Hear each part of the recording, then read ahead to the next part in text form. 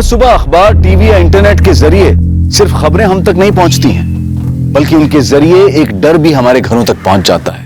डर कि इस बार किस मासूम बच्ची, लड़की या औरत को किसी हैवान की हवस का शिकार बनना पड़ेगा। लड़कियों के साथ रेप और रेप के बाद उनकी दर्दनाक हत्या एक महामारी की तरह हमारे समाज में फैलती जा रही है, और कोई नहीं जानता कि इस महामारी का अगला शिकार कौन सी मासूम लड़की बनेगी। क्या लड़कियों को बंदिशों में रखकर हम इस खूनी खेल को खत्म कर पाएंगे, या फिर इस महामारी का इलाज कुछ और ही है? बाय।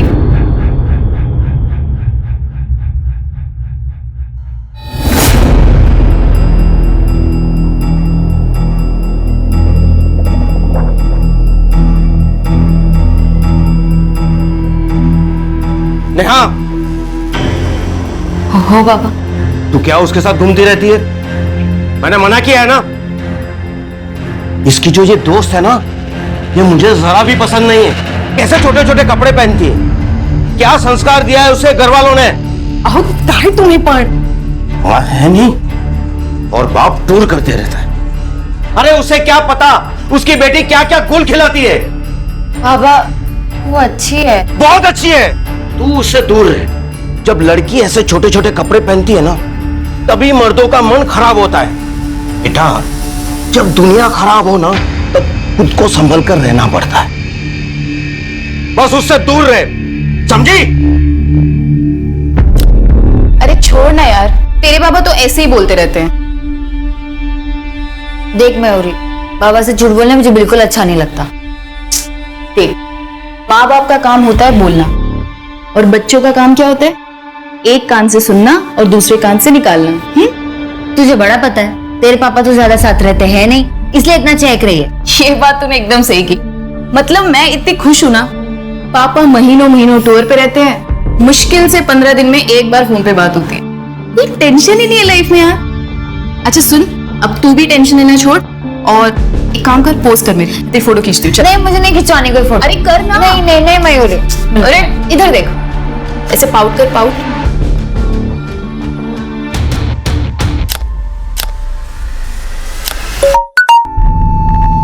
एक मिनट। हाँ, अच्छा चल मैं आती हूँ। अरे अरे कहाँ चल दी मेरी बुलेट ट्रेन? अरे आ रही हूँ यार।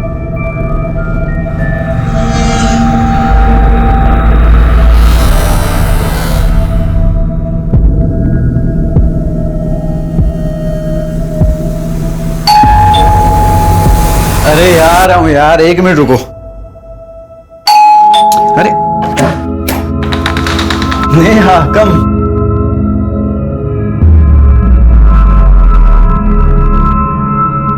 अरे ये क्या कर रहे हैं आप? अरे जब तुम मेरे सामने होती हो तो मैं अपने आप को कंट्रोल कैसे कर सकता हूँ?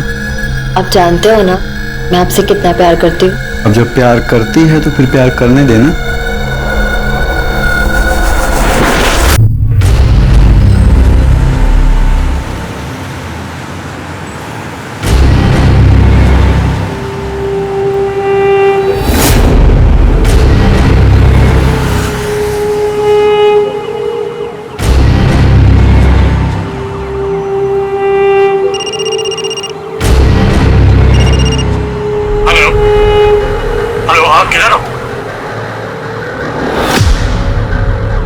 ओ हेलो, इधर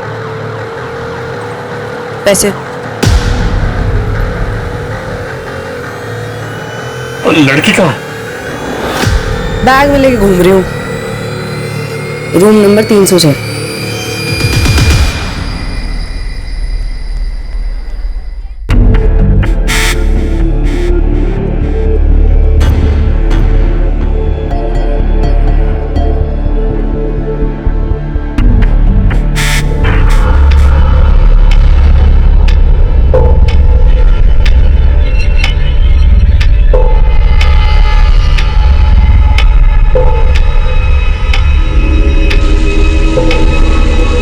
कोई है?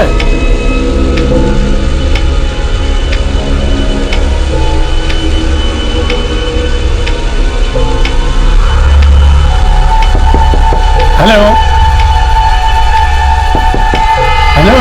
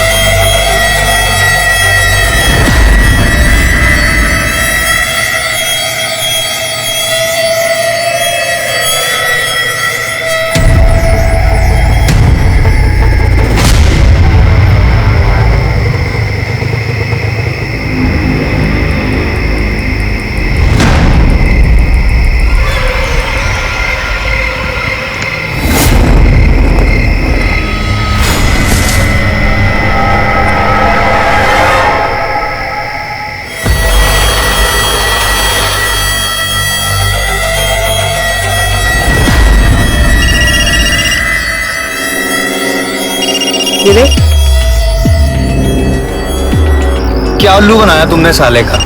अबे उल्लू तो इसे भगवान ने बना के भेजा है। मैंने तो सिर्फ इसके उल्लू का फायदा उठाया है। बीवी को बच्चे के साथ घर में छोड़ के आते हैं और बाहर बेबी बेबी करते घूमते हैं। इनके साथ तो यही करना चाहिए।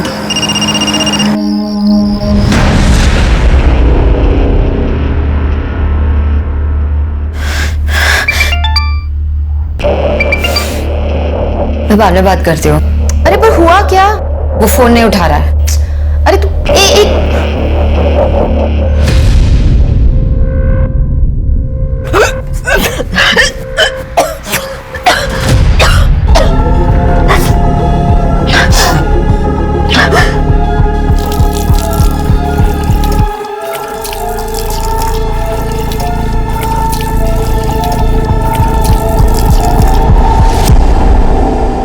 माता पिता अपने बच्चों को अच्छी परवरिश, अच्छे संस्कार देने की पूरी कोशिश करते हैं, लेकिन कई बार वो बच्चों को अनुशासन के नाम पर इतना बांध देते हैं कि बच्चों के पास उस बंधन को तोड़ने के अलावा और कोई रास्ता नहीं बचता। बच्चे उस बंधन से मुक्त होकर खुली हवा में सांस लेने के लिए जोर लगाते हैं, और जब इंसान अपनों से दूर होता जाता है तभी वो मुसीबत के करीब आ जाता है।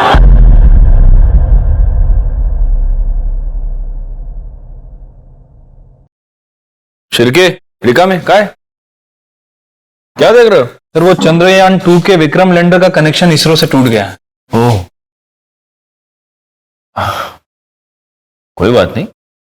अरे हम हिंदुस्तानी लोग हैं, टूटे हुए कनेक्शन जोड़ लेते हैं, अगली बार मिशन सक्सेसफुल हो जाएगा। क्या रिका में? इंस्पेक्टर साहब, हमें बड़े साहब से मिलना है। सर, हमारी बेटी नेहा पता नहीं कहाँ चली गई है। वो सुबह ही निकल गई थी कॉलेज के लिए, अभी तक वापस नहीं आई। हो सकता है वो अपने किसी दोस्त के साथ हो। नहीं नहीं साहब, मैंने उसकी सारी सहेलियों को फोन किया है। आने दो उसे, उसकी खबर लेता हूँ।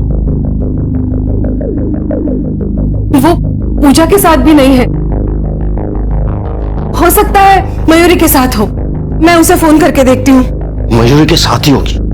कितनी बार मना किया है उसे। नहीं आंटी, नेहा तो आज कॉलेज ही नहीं आई। सर, उसका फोन भी बंद है। शिरके एक काम करो, इसकी लास्ट कॉल ट्रेस करो और कॉलेज और घर के बीच जितने भी पुलिस स्टेशंस और हॉस्पिटल्स हैं वहां पता करो। हो सकता है कोई एक्सीडेंट हो गया। साहब, मेरी बेटी को ढूंढ दीजिए।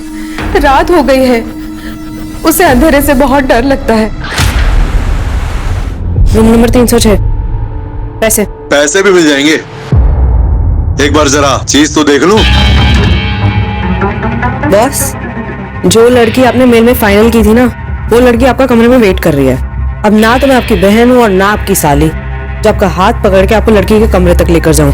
तू मेरा हाथ पकड़ के नहीं लेके जाएगी, लेकिन मैं तेरा हाथ पकड़ के लेके जाऊंगा। क्या कर रहे हो? ये क्या कर रहे हो? हाथ छोड़ो मेरा, छोड़ो मेरा। ये क्या तमाशा लगा रखा है? चुप, लड़की के साथ पता कहाँ है? अरे ऊपर आ। बहुत भारी पड़ेगा, गलत काम खुद कर। पता कहाँ है लड़की है? पता कहाँ है? उल्लू बनाती लोगों को है। देखो सर, मैं कोई उल्लू उल्लू नहीं बना रही थी। अरे साहब, बहुत चालू लड़की है। अभी पिछले हफ्ते इसने मेरे साले को चूना लगा दिया। कैसा सगा है रे तू? तेरा खुद का साला घर में बीवी छोड़ के बाहर मुंह मारता फिर रहा है और तू उसके लिए फैंटम बन रहा है। शर्म नहीं आती तुझे? पुलिस स्टेशन में बकवास नहीं। देखो सर, मैंने कुछ गलत नहीं किया है, और अगर किया है ना तो सिर्फ समाज सेवा। समाज सेवा नहीं, फ्रॉड किया है तुमने पैसे लिए उससे। लेकिन सबूत कहाँ है? इसके पैसे तो इसकी जेब में पड़े हैं, और ले भी लिए होते ना तो मैं तो कोर्ट में मुकर जाती। कैश में बिजनेस नहीं करना चाहिए किसी के साथ। तुम सिखा रही हो मैं कानून। देखो मैडम, अगर कानून सिखाना होता ना तो सबसे पहले ये कहती कि एक लड़की को आप इतनी रात को पुलिस स्टेशन में नहीं रख सकते। सुन, साहब ने वार्निंग देके छोड़ा है तुझे, आइंदा कुछ गलत काम मत करना। मैं गलत नहीं कर रही थी, मैं समाज सेवा कर रही हूँ। Sorry sorry. सुन, इनकी बच्ची को कुछ हुआ है क्या? तुझे क्या करना है? ऐसे क्या बोल रही है? माँ बाप है, माँ बाप सबके बराबर होते हैं। चल निकल। हाँ जा रही हूँ। निकल। सर, नेहा के फोन लोकेशन के हिसाब से उसका फोन उसके कॉलेज के एरिया में ही बंद हो गया। इसका मतलब वो कॉलेज गई थी और वहां से ही गायब हुई है। एक काम करो, कॉलेज एरिया के आसपास जितने भी सीसीटीवी कैमरास हैं उन सबकी फुटेज निकलवा। और उसके माँ बाप अभी भी यहीं बैठे हुए हैं क्या? जी। उनको बोलो कि प्लीज घर चले जाए। Okay sir.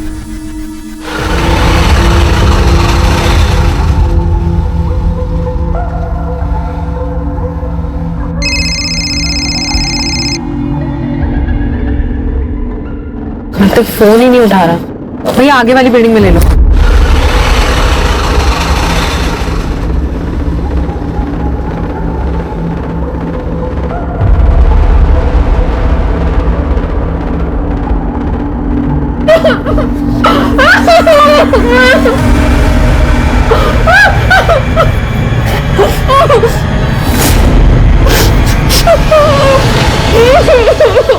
खबरदार जो तुमने से दोबारा हाथ भी लगाया तो। नहीं मैं ये नहीं करूंगी। अरे कुछ नहीं होगा, बोल रहा हूँ। हाँ तुझे कुछ नहीं होगा, फंसूंगी तो मैं ना। नहीं मैं नहीं करूंगी। प्लीज मेरे लिए, प्लीज। प्यार करती हूँ तुझसे, इसे सही गलत सब कर लेती हूँ, लेकिन धोखा मत दियो तो मुझे।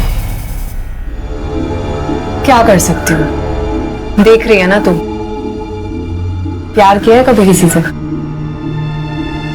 किया होता तो समझती।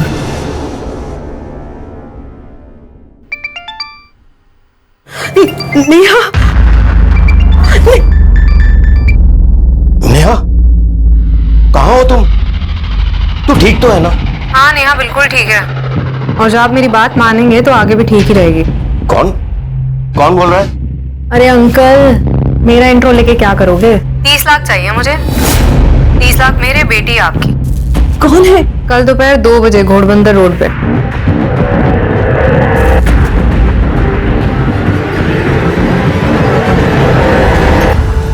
क्या हुआ? अरे बोलिए तो कुछ। हाँ नेहा बात कर रही थी ना, बोलो ना क्या हुआ?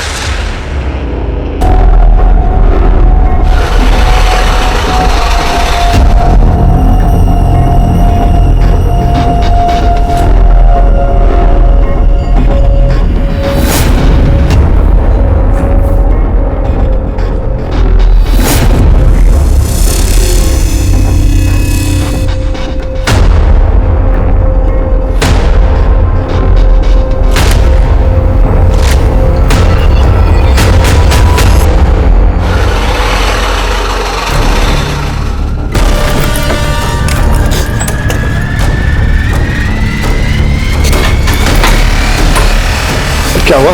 पुलिस थी। तेरे बाप ने बुलाई है ना पुलिस?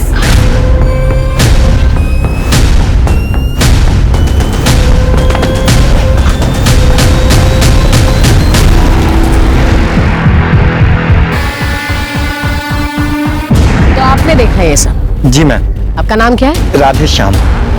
राधेश्याम, आप क्या कर रहे थे उस वक्त यहाँ? मैडम, हम लोग यहाँ से गुजर रहे थे तो यहाँ देखा कि ये बैग पड़ा हुआ है। पास आके देखा तो इसमें खून लगा था, इसलिए पुलिस को फोन किया।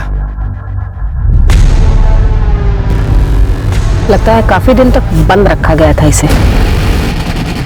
हमें बैग भी काफी पुराना है, मुझे नहीं लगता कुछ पता चलेगा इससे।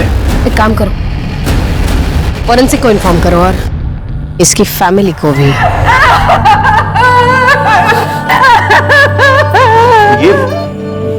ये मेरी बेटी नहीं है। आपकी बेटी नहीं है? ये मेरी बेटी तो ऐसे कपड़े नहीं पहनती थी। बॉडी के हाथ में एक टैटू है, आप पहचानते हैं इस टैटू को?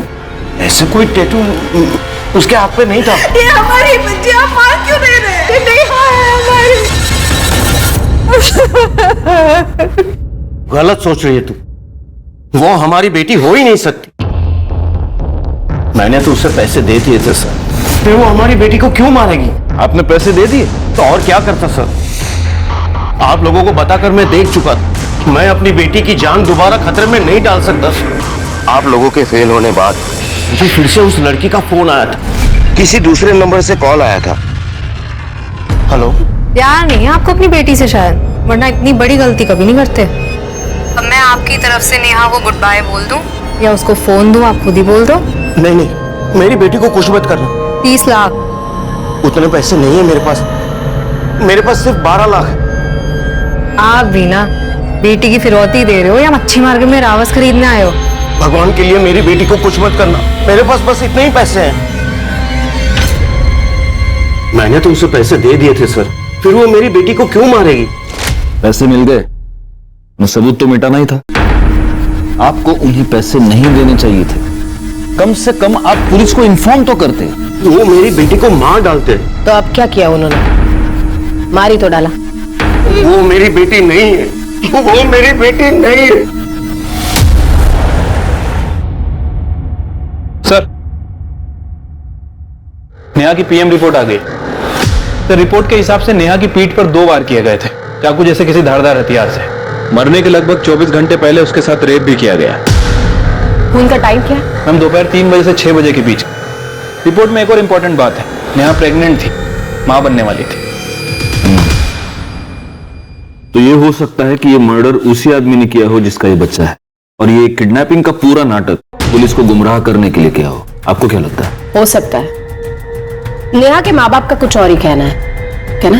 या उनके हिसाब से नेहा बहुत ही सीधी सादी और ट्रेडिशनल लड़की थी, लेकिन उसकी सोशल मीडिया साइट्स और ईमेल्स कुछ और ही कहते हैं। उन पर कुछ इस तरह के फोटोग्राफ्स हैं।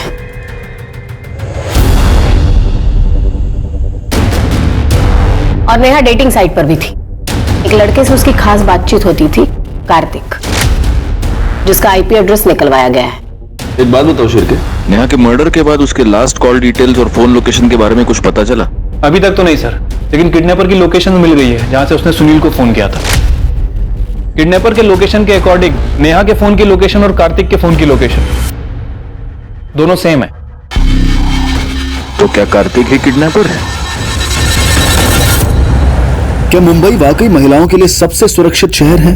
ये सवाल अचानक उठ खड़ा हुआ जब साल 2019 में मुंबई में महिलाओं के साथ अपराध के ऐसे ही घिनौने केसेस ने शहर को हिला दिया था। पुलिस पर केस सॉल्व करने का प्रेशर था, पर यह केस इस कदर उलझा हुआ था कि पुलिस भी हैरान थी। The number you are trying to call is currently not reachable. Kartik कहाँ रह गया यार?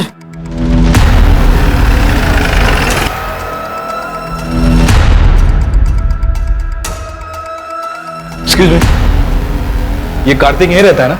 हाँ, यही रहता है। अभी कहाँ मिलेगा? अगर अभी वो यहाँ नहीं है तो अपनी गर्लफ्रेंड के साथ में होगा। पास वाली सोसाइटी में रहती है, फ्लैट नंबर 504।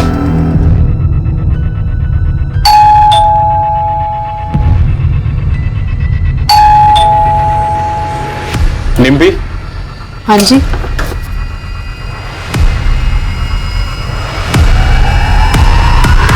क्यों लेकर आए हो, इतना तो बता दो। सर सर सर सर, मैंने कुछ नहीं किया है सर। अब क्यों लेकर आए हो मुझे यहाँ पे? तुमने नेहा को किडनैप किया और उसके पिता को ब्लैकमेल कर रही थी। क्या क्या क्या क्या बोल रहे हो आप? Blackmailing, kidnap? मुझे कुछ नहीं पता, मैंने कुछ नहीं किया।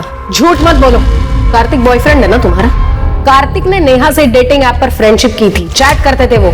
नेहा के मोबाइल पर लास्ट मैसेज कार्तिक के मोबाइल से, और उस दिन नेहा के मोबाइल से जो रैंसम कॉल्स आ रहे थे ना, तो तुम्हारे लोकेशन के थे। कार्तिक ने दोस्ती की, मैसेज किसने किया? कार्तिक ने। तो अब डिम्पी को क्यों उठाकर ले आए हो? मैं तो खुद कार्तिक को ढूंढ रही हूँ, पता नहीं कहाँ चला गया। कार्तिक की लोकेशन ट्रेस हो गई है, जयपुर में वो। जयपुर? वहां तो उसकी मामी रहती है।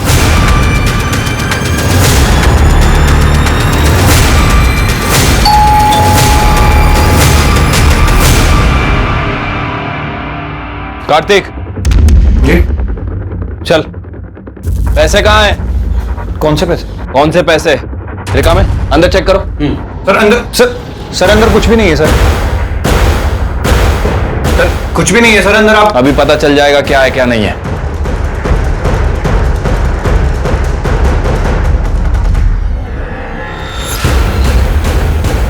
सर, ये बैग मिला अंदर, उसमें काफी सारा पैसा है। क्या ये? सर ये मेरे नहीं है सर। तेरे नहीं है? ले चलो इसे। ये मेरा नहीं है सर।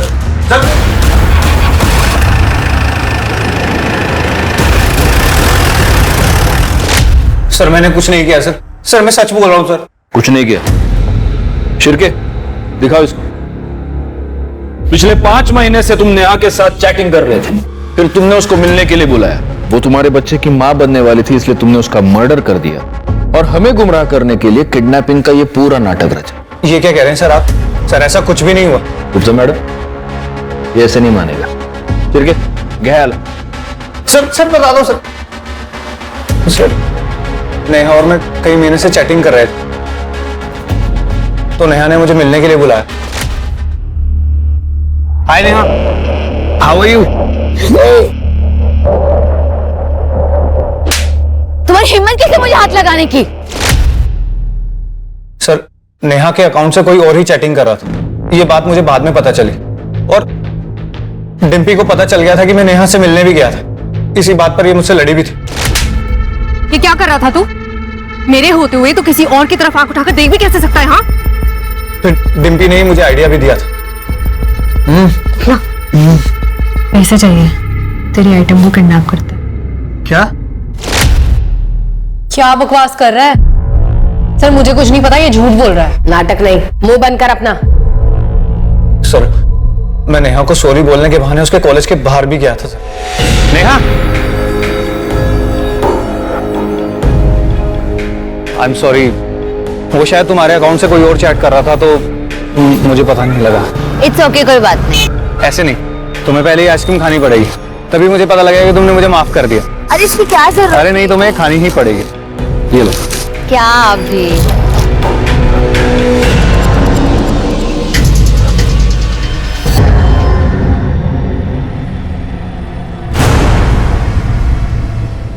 नेहा, नेहा क्या हुआ तुम्हें?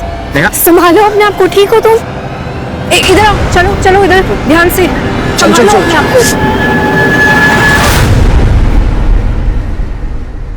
झूठ बोल रहा है ये सर। उस दिन आप लोगों ने मुझे अरेस्ट किया था, मैंने कुछ गलत नहीं किया, और अगर किया है ना तो सिर्फ समाज सेवा। और जब मैं वापस गई हूं ना तो ये नेहा के साथ रेप करने की कोशिश कर रहा था।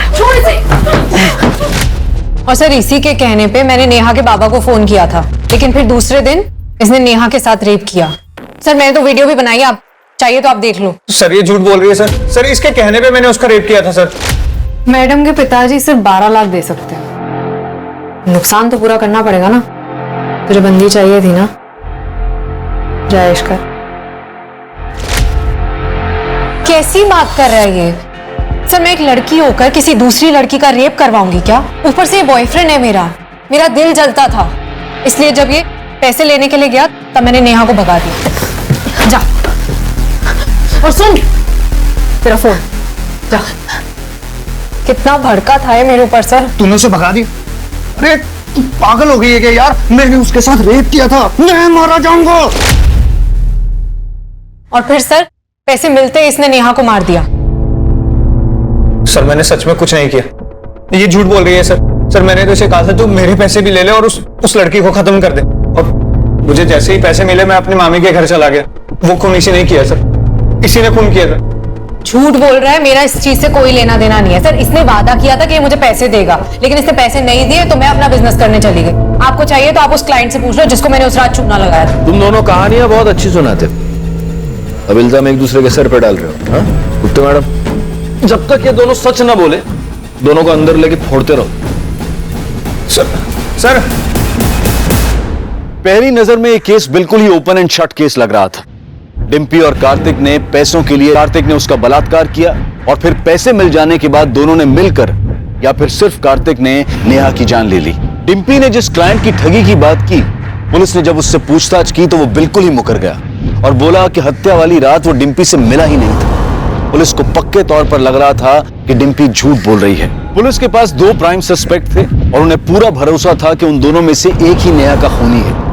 लेकिन नेहा की कहानी खुलने के साथ अभी कुछ ऐसी परतें खुलनी बाकी थी जिससे ये केस पूरी तरह से उलझने वाला था। नेहा ने उस दिन फोन किया था मुझे।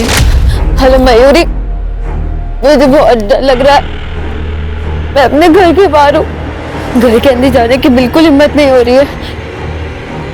वो मुझे जान से मार देंगे, तो प्लीज मेरे पास आ जा अभी। नेहा ने वेस्टर्न ड्रेस पहनी हुई थी और उसे बहुत डर लग रहा था कि इस हाल में अगर वो घर जाएगी तो उसके पापा उसे जान से मार देंगे। उन्हें लगेगा कि उसकी किडनैपिंग और उसका रेप उसकी खुद की वजह से हुआ है। सर उसके पापा बहुत गुस्से वाले हैं। ऐसा क्या कहते थे वो? अरे नेहा लेट हो रहा है यार, जल्दी कर। हाँ आई, तू बिना 5 मिनट रुक नहीं सकती। आई मैं कैसे? लेकिन उसके पापा ने उसे कभी जीने ही नहीं दिया। क्या तुम्हें पता था नेहा प्रेग्नेंट थी? उसके बॉयफ्रेंड का नाम क्या है? मैम वो नहीं पता, और मैंने उससे बहुत बार पूछा भी, पर वो हमेशा टाल देती थी। तुम्हें पता है वो किस डॉक्टर के पास जाती थी? डॉक्टर कदम। मैडम, ओ खूबसूरत वाली मैडम, सुनो ना, बात करनी है, आओ तो। मैडम सुनो ना, दिल बहुत घबरा रहा है, दुखी सी हो रही है, समझ रहे हो? एक सुट्टा लगाने दो ना। सुट्टा तो हम तुझे लगाएंगे और गिनेंगे भी नहीं। अरे यार, बात जाने दो इसे, कि जमानत हो गई। तुम्हारी जमानत हो गई है, लेकिन जब तक ये केस चल रहा है शहर से बाहर मत जाना। अरे सर, सुबह शाम हाजिर हो जाऊंगी, आप इशारा तो करो। वकील साहब, आप ही तो मेरी नैया के खिवैया हो। हाँ सर, आई थी नेहा मेरे पास यहाँ। तो फिर आपने नेहा की प्रेगनेंसी के बारे में उसके घर वालों को बताया? एक्चुअली सर नेहा ने मना किया था, लेकिन फिर भी मैंने उसके पापा को बता दिया था।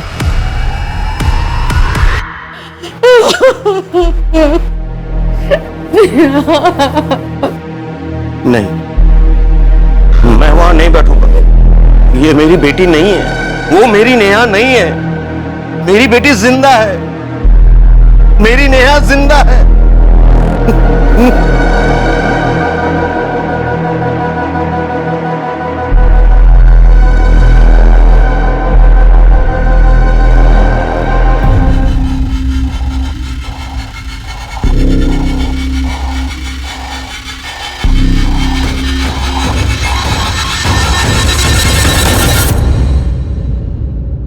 तो आपको यह यकीन है कि वो आपकी बेटी नेहा नहीं है? वो मेरी बेटी नहीं थी। क्यों? मेरी बेटी ऐसे कपड़े नहीं पहनती। फिर तो आपको यह भी पता नहीं होगा कि वो प्रेग्नेंट थी। नहीं, वो मेरी बेटी नहीं थी। मेरी बेटी ऐसी नीच हरकत नहीं कर सकती थी। वो आपकी बेटी ही थी, और ये बात आप भी जानते थे। आप ये जानते थे कि उसके हाथ पर टैटू है, आप ये भी जानते थे कि वो प्रेग्नेंट है, और आपके हिसाब से उसका प्रेग्नेंट होना एक नीच हरकत थी, और इस नीच हरकत के लिए आपने अपनी ही बेटी का मर्डर कर दिया। ये आप क्या कह रहे हैं? सच, और इस सच का सबूत भी है हमारे पास। आप खुद मानेंगे, आपसे मनवाया जाए। हाँ, मुझे पता था, लेकिन मैं क्या करता? मेरा मन तो अभी भी मानने के लिए तैयार नहीं है कि मेरी बेटी ऐसा कुछ कर सकती है। वो आपकी बेटी ही थी। मयूरी के कहने पर और उसकी कॉल लोकेशन से यह पता चलता है कि नेहा उस रात घर से बाहर थी। हो सकता है वो घर पर आई हो, आपको गुस्सा आया हो, और गुस्से में आपने उसे मार दिया। नहीं, मैंने ऐसा कुछ नहीं किया। बिल्कुल ऐसे ही किया। उस दिन बैंक से आपने 15 लाख रुपए निकाले थे, जिसमें से 12 लाख अपने किडनैपर को दिए, और बाकी के 3 लाख क्या किया उसका? वो खर्च हो गए, लेकिन मेरा यकीन मानिए, मैंने अपनी बेटी को नहीं मारा है। ऐसा है कि जब बच्चों के साथ कुछ बुरा होता है तो वो सहारे के लिए अपने माँ बाप के पास जाते हैं, लेकिन अगर एक बाप अपनी बेटी का मर्डर करता है तो बुरा होने पर बच्चे किसके पास जाएंगे?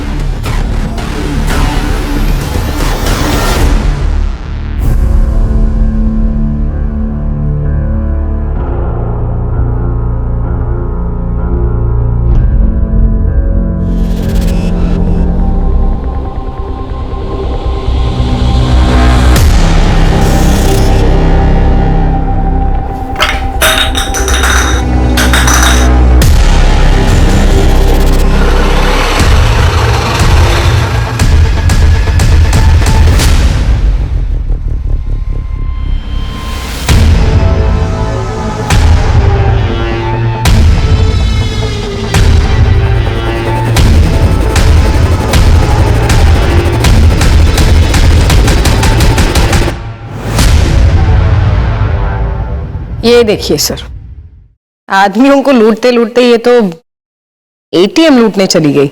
हिम्मत है इस लड़की में।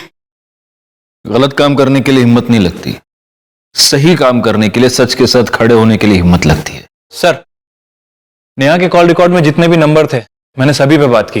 नेहा ज्यादातर लोगों से नॉर्मली बात करती थी, लेकिन सर उसके फोन रिकॉर्ड में एक ऐसा नंबर है जो 2 हफ्तों से बंद है। 2 हफ्ते पहले नेहा और उस नंबर पे बहुत ज्यादा बातें हुई। इसका नंबर किसी अमन शिंदे के नाम रजिस्टर्ड है। उसका एड्रेस निकलो। सर उसके मुंबई वाले एड्रेस पे मैंने पता किया है। 2 हफ्ते से वो घर नहीं आया है, पुणे का रहने वाला है।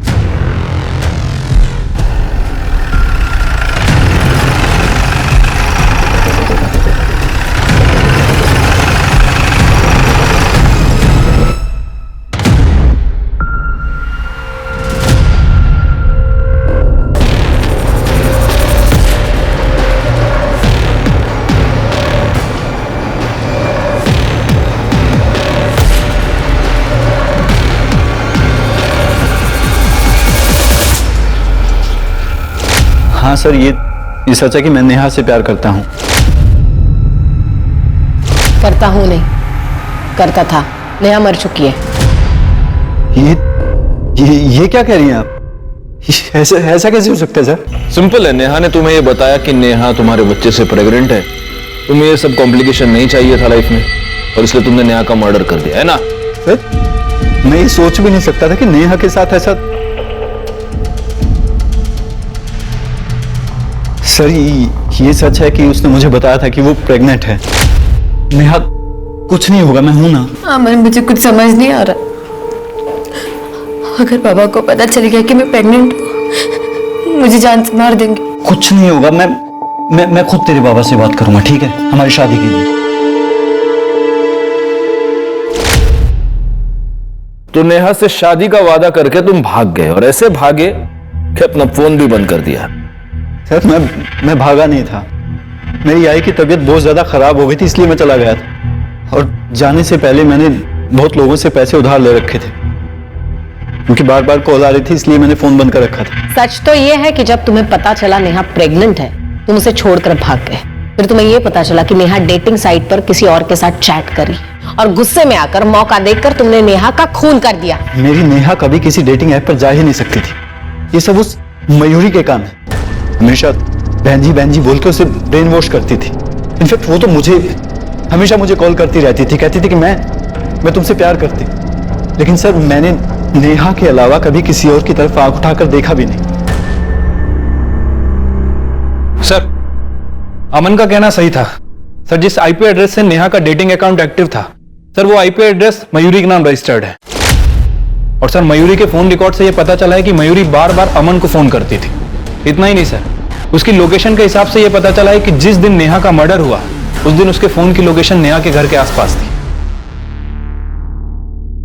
हाँ, मैं उसकी डेटिंग प्रोफाइल हैंडल करती थी, क्योंकि मैं चाहती थी कि वो लाइफ में थोड़ा फन करे और किसी लूजर के लिए अपनी लाइफ बर्बाद ना करे। नहीं, तुम ये चाहती थी कि नेहा की सेटिंग किसी और के साथ हो जाए, क्योंकि तुम खुद अमन से प्यार करती थी। नहीं सर, ऐसा कुछ नहीं है। ऐसा ही है। नेहा एक ट्रेडिशनल फैमिली की लड़की थी, लेकिन तुमने उसे बहन जी करके मॉडर्न बनना सिखाया, उसे मॉडर्न कपड़े पहनना सिखाया। डेटिंग साइट पर तुमने उसे रजिस्टर किया। तुम हमें यह बताती रही कि तुम ये नहीं जानती थी कि नेहा किसके साथ डेट कर रही है, जबकि सच्चाई ये है कि तुम बिल्कुल जानती थी। हाँ सर, आप सच कह रहे हैं। नेहा जो थी मेरी वजह से थी। मैंने उसे मॉडर्न बनाया, उसे अच्छे कपड़े पहनना सिखाया, उसे स्मार्ट बनाया। तो फिर अमन उससे प्यार कैसे कर सकता था? उसे तो मुझसे प्यार करना चाहिए था ना। बस इसी बात की जलन हुई तुम्हें, और तुमने मार दिया नेहा को। उस दिन नेहा ने तुमसे मदद मांगी थी। मदद करने के बहाने तुम उसके घर के पास गई, उसे अपने साथ ले जाकर उसको मार दी। लेकिन मैम, ऐसा कुछ नहीं हुआ है। मैं उसके घर गई जरूर थी, पर वो वहां थी ही नहीं, और मुझे लगा कि वो अपने घर चली गई है। उसके पापा की वजह से मैं उसके घर नहीं जाना चाहती थी। मैं चाहता हूं कि मैं तुम्हारी इस कहानी पर यकीन कर सकूं, लेकिन मुझे इतना सा भी यकीन नहीं। गुप्ता मैडम, आप अपने तरीके से पूछताछ कीजिए, और ये भूल कर पूछताछ कीजिए कि ये लड़की है, 2 लाफे मारिए इसको। सर, पर मैंने कुछ नहीं किया है। 1 मिनट सर। सर, नेहा के बाबा के कॉल डिटेल्स में किसी हिस्ट्री शीटर का नंबर। जिस दिन नेहा गायब हुई, उसने उसे 4 बार फोन किया था, और नेहा के गायब होने के दिन से ये दोनों टच में। साहब, वो नेहा के बाप ने मुझे 3 लाख रुपए दिए और कहा कि जब नेहा आ जाएगी आज रात को घर पे आना, वही बताऊंगा कि क्या करना है। हाँ, मैंने उसे पैसे दिए थे, लेकिन मेरी बेटी को मरवाने के लिए नहीं, बल्कि उस लड़के को मरवाने के लिए जिसने मेरी बेटी को प्रेग्नेंट किया था। पुलिस के पास अब सिर्फ 2 नहीं बल्कि कई सस्पेक्ट थे। डिम्पी, कार्तिक, सुनील, मयूरी और अमन। लेकिन इनमें से असली मुजरिम कौन था, यह पता नहीं लगाया जा सका था। इन सब के पास हत्या करने का मोटिव था, लेकिन पुलिस के पास इस बात को साबित करने के लिए कोई सबूत नहीं थे। लेकिन अभी इस केस में कुछ ऐसे मोड़ आने बाकी थे, जिसकी वजह से इस केस की गिनती साल 2019 के ऐसे चुनिंदा केसेस में की जाती है, जिसने अपराधी का एक अलग ही चेहरा दुनिया को दिखाया। अब तो कैमरा देखते तो मन करता है कैमरा तोड़ दूं। हाँ, मैं आदमियों को लड़की देने के बहाने बुला के उनसे पैसे लेती थी, पर ये फ्रॉड है, समाज सेवा है ना। आपको ठगी लगती है, आपको तो लगेगी आप तो मर्द हो। तो क्या ये बात सच है कि आपने एटीएम लूटा था? लूटा नहीं, लूटने की कोशिश की थी, लेकिन लूट लेती तो सही था ना। मेरे को पैसे मिल जाते और आपको बड़ी न्यूज मिल जाती। आप ऐसा क्यों करती हो? दिल्ली में माँ बाप हमेशा डांटते रहते थे, ये मत करो वो मत करो, तो मैं भाग के आ गई घर से। तब जो दिल करता है वो करती हूँ। घर से तो भाग गई थी, लेकिन जेल से कैसे भागोगी? सर आपने उस लड़की का वीडियो देखा? कैसी लड़की है, क्या परवरिश मिली है उसे।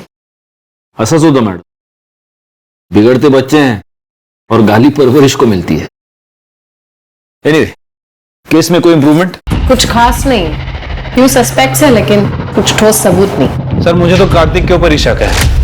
कार्तिक का डीएनए नेहा के ऊपर मिले सीमेंट से मैच करता है। हाँ, लेकिन रेप करने की बात तो वो खुद भी कबूल कर रहा है। सर इसके कहने पे मैंने उसका रेप किया था सर। लेकिन मर्डर के टाइम तो कार्तिक जयपुर की ट्रेन में था। कार्तिक क्या हुआ? एक पॉसिबिलिटी ये भी है कि वो जयपुर गया ही नहीं। मर्डर के टाइम उसने अपना फोन किसी और के हाथ भिजवा दिया हो और खुद बाद में जयपुर चला गया हो। लेकिन डिम्पी जिस आदमी की बात कह रही है, आपको चाहिए तो आप उस क्लाइंट से पूछ लो जिसको मैंने उस रात चूना लगाया था। वो ये मानने के लिए तैयार ही नहीं है कि उसे किसी लड़की के नाम पे बुलाया था। हो सकता है वो झूठ बोल रहा या फिर सच भी। मयूरी नेहा के घर के आसपास थी और मयूरी के पास सॉलिड मोटिव था। लेकिन मोटिव तो अमन के पास भी था। नेहा उस दिन अपने घर के पास आई, वहां से उसे कोई ले गया, उसका मर्डर किया, उसकी बॉडी को एक सूटकेस में भरा और उसके घर से 4 किलोमीटर दूर जंगल एरिया में उसकी बॉडी को फेंकवा दिया। अब जिसने भी ये किया है वो चलकर तो वो लास्ट 4 किलोमीटर दूर नहीं ले गया होगा, उसने जरूर किसी व्हीकल का इस्तेमाल किया होगा। और अपने जितने भी सस्पेक्ट्स, डिम्पी, मयूरी, सुनील, कार्तिक और अमन, इनमें से किसी के भी पास गाड़ी नहीं। हो सकता है कि पब्लिक ट्रांसपोर्ट का इस्तेमाल किया हो। एक काम करना शिरके, ये जितने भी प्राइम सस्पेक्ट्स हैं उन सब के घर के बाहर जितने सीसीटीवी कैमरास हैं उन सब की फुटेज निकलवाओ पिछले 1 हफ्ते की। सर सभी सस्पेक्ट के घर के बाहर की सीसीटीवी फुटेज आ गई, लेकिन डिम्पी के घर के बाहर की सीसीटीवी कैमरे में प्रॉब्लम है, पिक्चर क्वालिटी साफ नहीं है सर। सुनील के घर के बाहर कोई सीसीटीवी कैमरा नहीं था, बाकी के लोगों घर के बाहर था, ये वहां की फुटेज है। पिछले 7 दिनों से सभी सस्पेक्ट ऑटो का इस्तेमाल कर रहा है। ये देखिए सर, जिस दिन नेहा का मर्डर हुआ उस दिन डिम्पी ने भी ऑटो लिया, यहाँ तक कि कार्तिक और मयूरी ने भी। मयूरी ये कह सकती है कि वो ऑटो से नेहा को ही मिलने गई थी, डिम्पी अपने किसी क्लाइंट से और कार्तिक स्टेशन। ये सभी के सभी अपने डिफेंस में ऐसा कुछ कह सकते हैं। हमें कोई और पुख्ता सबूत चाहिए। सीसीटीवी में इनमें से कोई वो बैग ले जाता हुआ भी नहीं दिख रहा जिसमें बॉडी मिली थी।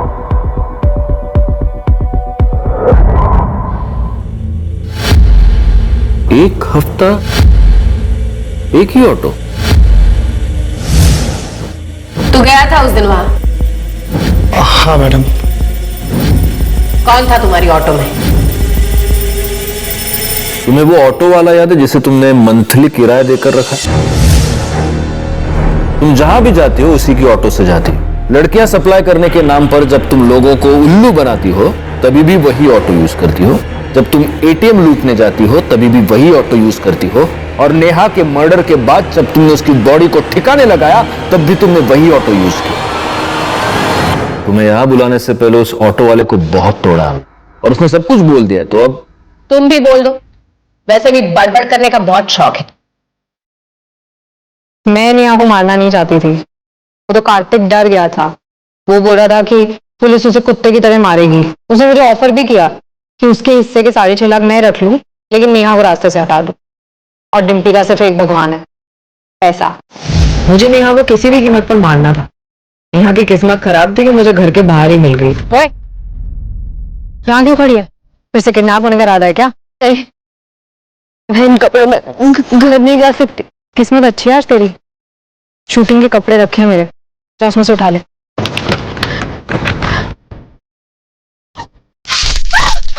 मुझे मालूम है आप लोग सीसीटीवी चेक जरूर करोगे, इसलिए मैंने ऑटो वाले से लाश को ठिकाने लगाने के लिए बैग मंगवाया। शर्म आनी चाहिए तुम्हें। खुद एक लड़की होकर दूसरी लड़की का रेप करवाया तुमने। तुम जानती हो रेप क्या होता है?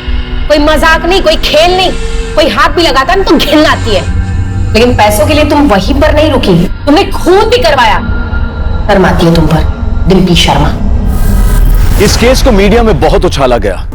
कैसे कोई अपनी दोहरी जिंदगी की वजह से मौत के साए में सो गया, कैसे आज हम इंटरनेट पर धड़ल्ले से दोस्त बनाते हैं, और कैसे कुछ लोगों को अपनी इस दोस्ती का बहुत बुरा अंजाम भुगतना पड़ा।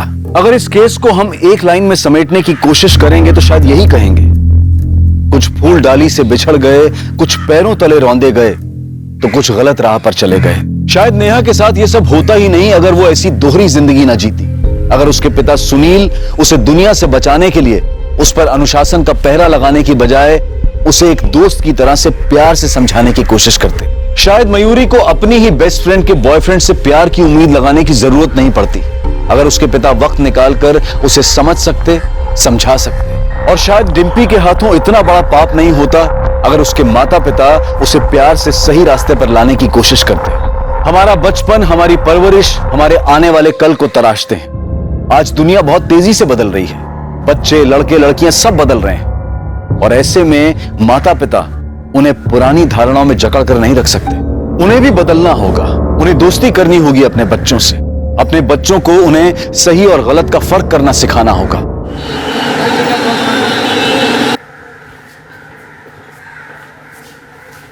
सर, ये लोग आपसे मिलना चाहते हैं।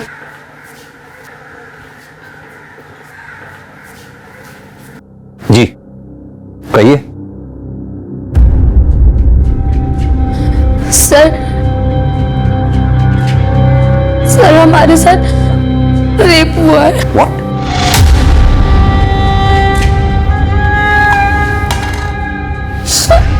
पानी पीजिए।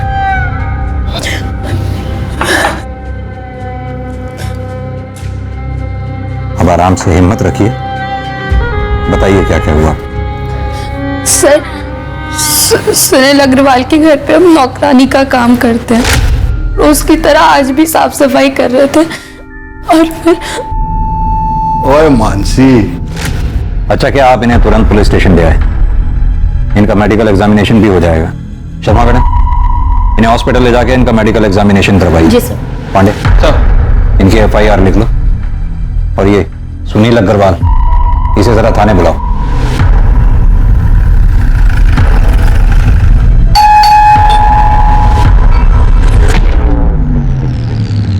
कौन आया है? सर जी, मानसी झूठ बोल रही है। आप ही सोचिए, मैं भला अपनी मेड का रेप करूंगा, वो भी इस उम्र में। Sir ji, I am 62 year old. मुझे ये बताने में जरा भी शर्म नहीं कि मुझ में अब वो पावर नहीं बचा। अगर आपको यकीन नहीं है तो मेरी वाइफ से पूछ लो। सर, ये एकदम सच बोल रहे हैं। देखिए, कौन सच बोल रहा है कौन झूठ, ये मेडिकल एग्जामिनेशन के बाद पता चलेगा। अरे अग्रवाल जी, आपको हमारे साथ चलना होगा। अरे ये क्या जबरदस्ती है? मिस्टर सुनील अग्रवाल और मानसी, आप दोनों की मेडिकल रिपोर्ट इस वक्त मेरे सामने है। मानसी की मेडिकल रिपोर्ट में साफ साफ लिखा है कि मानसी पहले से ही सेक्सुअली एक्टिव है। डॉक्टर्स का मानना है कि मानसी के प्राइवेट पार्ट्स में किसी भी तरह के सीमेन के कोई ट्रेसेस नहीं मिले।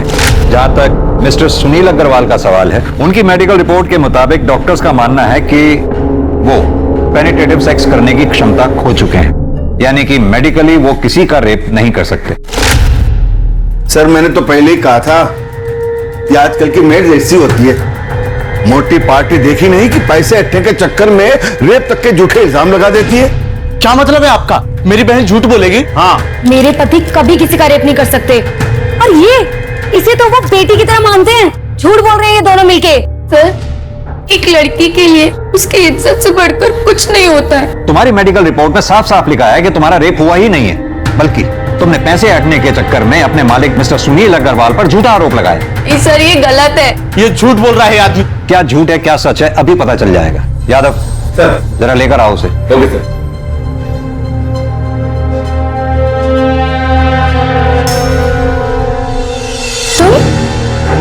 जी हाँ, इसका नाम है मनोज, तुम्हारा बॉयफ्रेंड।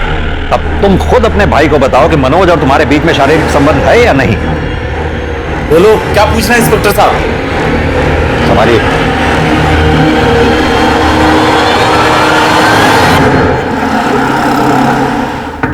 मानसी, दरवाजा खोलो।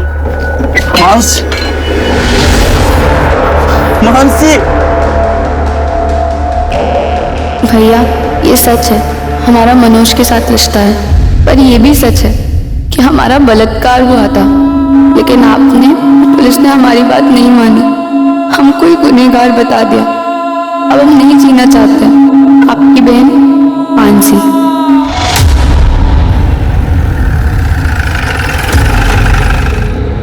मानसी ने सुसाइड किया, इसमें मेरा क्या दोष है? दोष है क्योंकि मानसी ने अपने सुसाइड नोट में साफ साफ लिखा है कि उसका बलात्कार हुआ था। साफ साफ बताइए कि माजरा है क्या? माजरा कुछ भी तो नहीं सर। माजरा क्या हो सकता है मतलब? सर ले आओ। सर ये बेड के नीचे 2 बॉक्स मिला है और देखिए इन बॉक्सेस में क्या मिला है। सेक्स टॉय भी रखा है सर। तो माजरा ये है, इससे आपने मानसी का रेप किया था। जवाब दीजिए। सर मेरे पति ऐसा किसी के साथ कर नहीं सकते सर। आप प्लीज चुप रहिए। इतना सब कुछ मिलने के बावजूद भी आप अपने पति की तरफदारी कर रही हैं। मेरे पति ऐसा कभी किसी के साथ कर ही नहीं सकते। आप शांत रहिए। हाँ, सारा कसूर मेरा ही है, मैं ही दोषी हूँ। मानसी ने मेरे कारण सुसाइड किया। I don't know responsible। Sunil! नमस्कार, आदाब।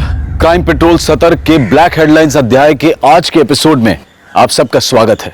जिन लोगों से हमारा व्यवहार होता है उन पर भरोसा करना लाजमी है, लेकिन भरोसा एक ऐसी चीज है जो बहुत सोच समझ कर करना चाहिए। मानसी ने सुनील पर भरोसा किया और उसका दिया हुआ शरबत पी लिया। नतीजा ये हुआ कि वो सुनील द्वारा अननेचुरल यानी कि अप्राकृतिक तरीके से किए गए रेप का शिकार बन गई। पुलिस को सुनील के घर पर वो 2 बैग मिलने पर सुसाइड करना इस बात को साबित करता था। ये एक अजीब केस था जहां पर पीड़ित और प्रताड़ित दोनों ने ही आत्महत्या कर ली थी।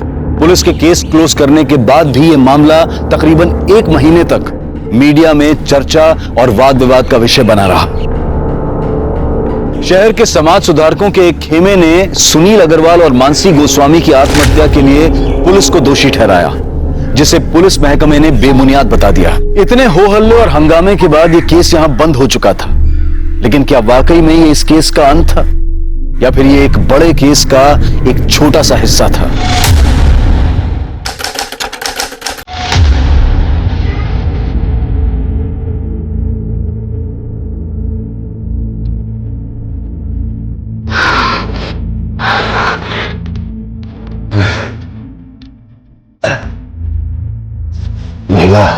ये भूख तो तूने मिटा भी मेरी। हाँ? अब मेरे पेट की भूख भी मिटा दे। मैं अभी आ कर रहा था। हाँ? अपनी उम्र के हिसाब से आप तो भूख को ज्यादा नहीं लगते साहब जी। वो मुझे तो काम वाली नहीं है,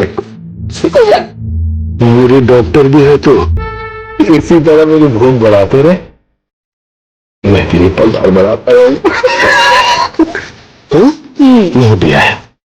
हाँ?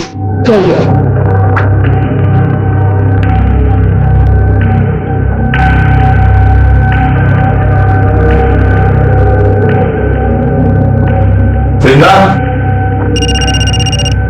वृंदा,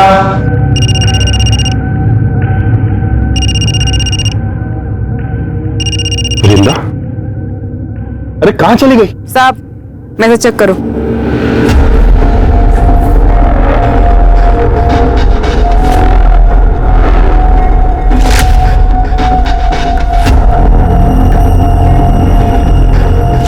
वीडियो क्यों बनाया तूने और ये मुझे क्यों भेज रही है? तो 5 लाख, और अगर नहीं दिया ना तो तुम्हारी बिल्डिंग में वॉचमैन, धोबी, माली, हर एक फ्लैट वाले को ये वीडियो भेज दूंगी, समझा? अच्छा तो तू 24 घंटे तेरे पास रखती हूँ।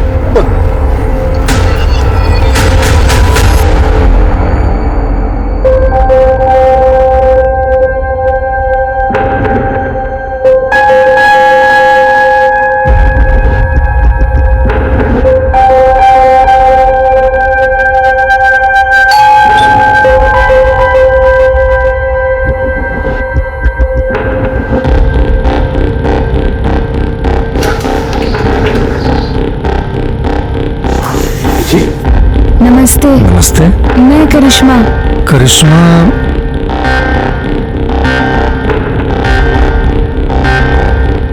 ओ हाँ हाँ करिश्मा, आ जाओ आओ, अंदर आओ बेटा। अरे खुशी, वो डोमेस्टिक हेल्प आ गई है करिश्मा। आओ बैठो बैठो।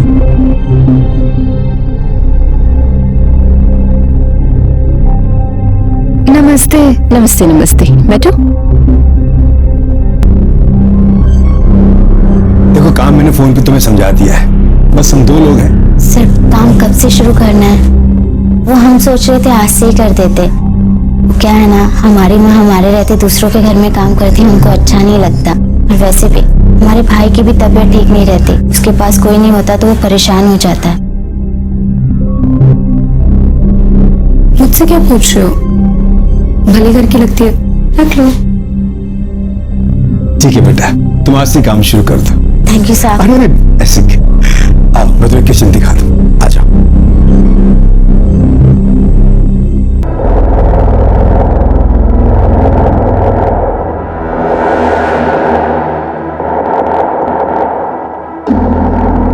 क्या बात है साहब, जल्दी इंतजाम कर लिए पैसे का। लो।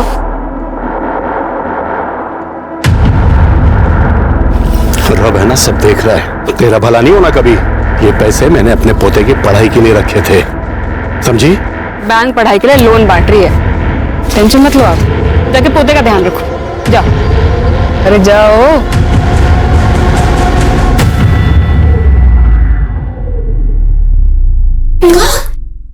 कहाँ? अरे क्या बात है?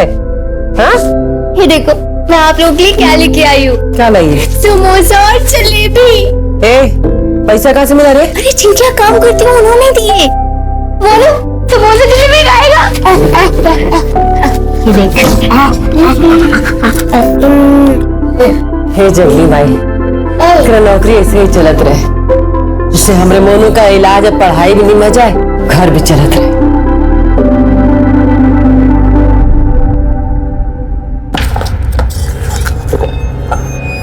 बस इतने? बाकी के पैसे का? इतने ही मिले। मामा से होशियारी है, बाकी के पैसे देना। इतने ही मिले मामा। मुझे पता है पैसे का। हाँ मामा इतने ही मिले। मामा अच्छा दे रही हूँ।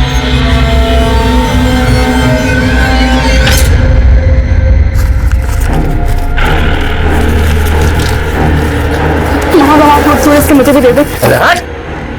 ताकि तू भाग जाए हैं? अरे तेरे माँ बाप ने जब तेरे को घर से बाहर निकाला ना, तो इस मामा ने आसरा दिया तेरे को। चल दबा जा।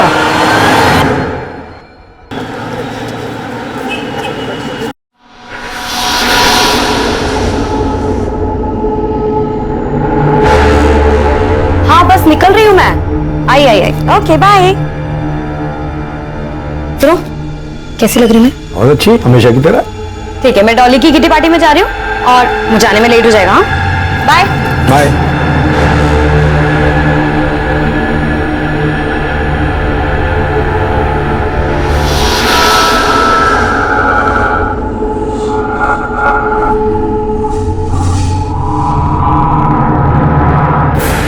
अरे करिश्मा बेटा, ये जूस पी लो। नहीं साहब। कितना काम करती हो तुम, इसके पीने से तुम्हें ताकत मिलेगी। लो बेटा लो। अरे लो, पियो। शाबाश।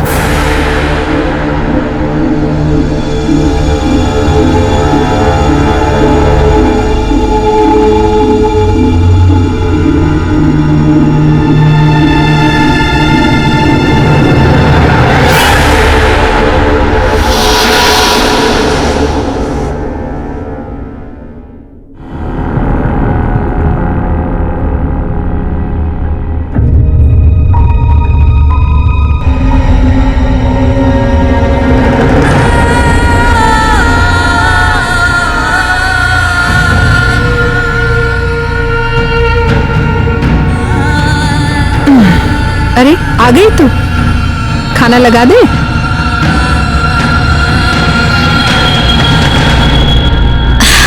करिश्मा, क्या हुआ बेटा? तबीयत ठीक नहीं है का? चाय पिएगी? चाय बना दे। हाँ, हमारा कुछ भी खाने पीने का मन नहीं, हम कल से नौकरी पे नहीं जाएंगे। उन लोगों ने डांट दिया का? देख बेटा, अब जो लोग इतना सामान पैसा सब दे रहे हैं, अगर कभी कोई 4 बात बोल दे ना, दिल पे मत लगा। देख, तू नौकरी छोड़ देगी तो फिर मोनू का क्या होगा? फिर जल्दी इतना अच्छा काम नहीं मिलता है बेटा। ये हमारी बात मानना, जो भी वो लोग कहे सब अनसुना कर दे। फिर ये सब ठीक हो जाएगा। तो काम पे नहीं जाएगी तो घर कैसे चलेगा रे?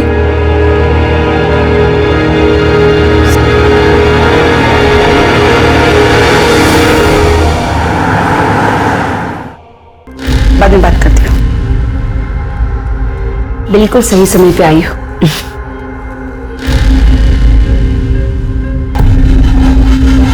ये है तुम्हारा नया शिकार। कुछ दिन इसका पीछा करो, देखो तो सही समय पे किल ठोक दो। नमस्ते, मैं धीरे जरूर आऊँ। क्या लेंगे आप मालिक? चाय पानी? अरे नहीं, कुछ तकलीफ मत कीजिए आप। ये आपका बेटा है? हाँ। बेटा जरा यहाँ आना। क्या मुस्तिकर साहब? ये लो बेटा, ये तुम्हारे लिए। हाँ, जा बाहर खेलो, जाओ। ये लीजिए बैच, ये आप लोगों के लिए कुछ गर्मा गर्म जलेबी और नमकीन है। और हाँ, ये आपके लिए साड़ी। हमारे लिए साड़ी? हाँ लीजिए। करिश्मा नजर नहीं आ रही।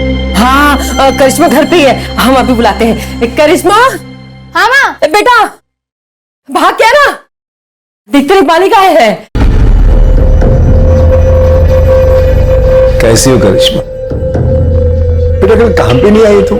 मालिक, इसका ना तबीयत थोड़ा ठीक नहीं था, लेकिन कल से आएगी। हाँ, कल से आएगी काम पे। वो तो ठीक है।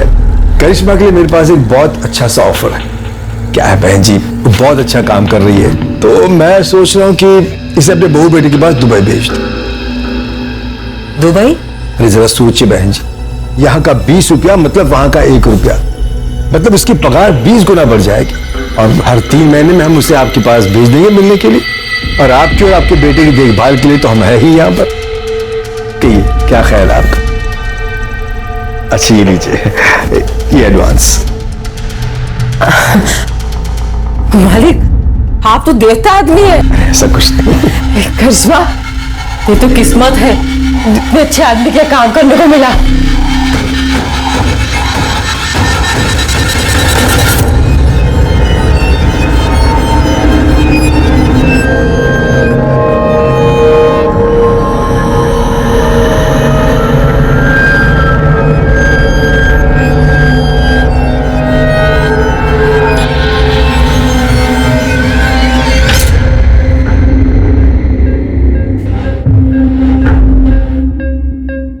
खुशी अग्रवाल जो दूसरी शादी के बाद अब खुशी अरोड़ा बन चुकी थी, उसका यह पति भी दरिंदा था। यह सिर्फ एक कोइंसिडेंस था या फिर इसके पीछे भी कोई और रहस्य था? ऐसे में करिश्मा के शोषण का सिलसिला कब खत्म हुआ? खुशी और वैशाली को करिश्मा के साथ हो रहे अत्याचार का पता चला भी या फिर नहीं?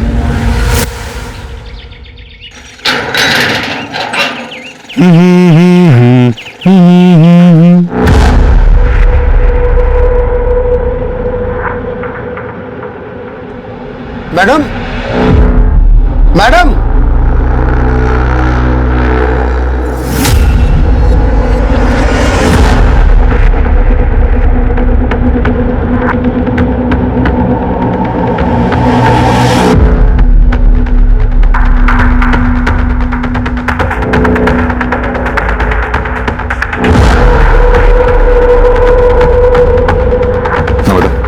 चेक करो, देखो आप। आप काफी स्वेलिंग है, हो सकता है जोर से वार किया। टेरेस और बिल्डिंग के आसपास अच्छी तरह से छानबीन करवाओ, देखो कुछ मिलता है क्या। अगर कातिल ने कत्ल यहाँ किया है तो हो सकता है मर्डर वेपन यहीं कहीं उछाल के फेंका हो। सर, आप लोगों में सबसे पहले किसने देखा भाई? सर मैंने।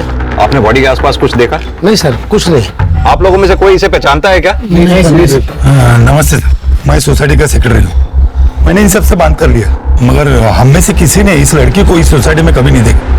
एक बात बताइए, आपके सोसाइटी में सीसीटीवी काम कर रहे हैं? हाँ जी सर। हमें पिछले 2-3 दिन के सीसीटीवी फुटेज चाहिए हो। मिल जाएंगे सर।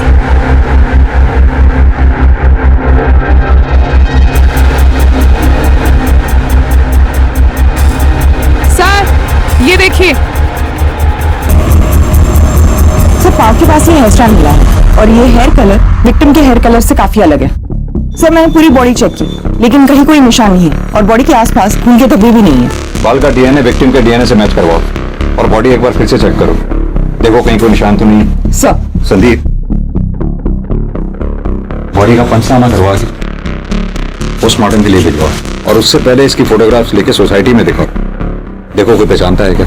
अगर यहाँ कोई ना पहचाने तो आसपास की सोसाइटीज में दिखाओ, वहां भी अगर कोई ना पहचाने तो सोशल मीडिया पे डालो उसकी फोटोग्राफ और इस एरिया के रहने वाले लोगों में विक्टिम का फोटोग्राफ सर्कुलेट करो। हमारे लिए इसके बारे में जानना बहुत जरूरी है, तभी हम कातिल तक पहुंच सकते। सर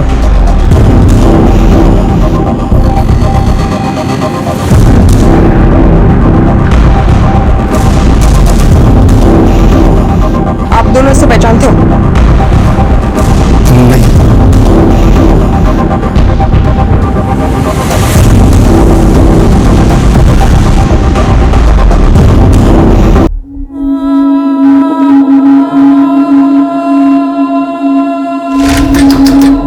इसमें दरवाजा खोल बेटा। इसे खाना पीना छोड़ने से कौन समस्या का हल नहीं निकलता। दीदी अगर तुम भी नहीं खाओगे तो हम भी नहीं खाएंगे। इसे खोल दे बेटा।